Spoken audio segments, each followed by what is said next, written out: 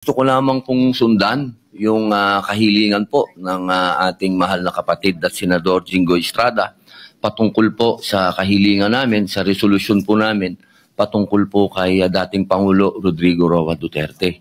At gusto ko lamang din pong kunin po ang atensyon ng ating mga kasama na kami po kasi ay nangangamba kasi meron pong mga usap-usapan na yung dati pong senador na si Antonio Trillanes ay nagpunta daw po sa The Hague at ang pinaniniwalaan po ng karamihan ay siya po ay nagpunta mismo sa kulungan ni dating Pangulong Rodrigo Roa Duterte.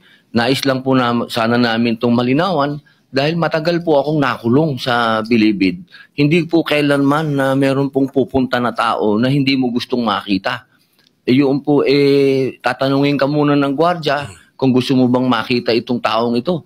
Yun lamang po, gusto lamang po naming malinawan kasi meron na pong matinding sakit si Tatay Digong. Sa kasalukuyan po, siya po ay meron ng tinatawag nating early signs of dementia. Kaya sana lang po malinawan po namin to. Maraming salamat po, Ginoong Pangulo.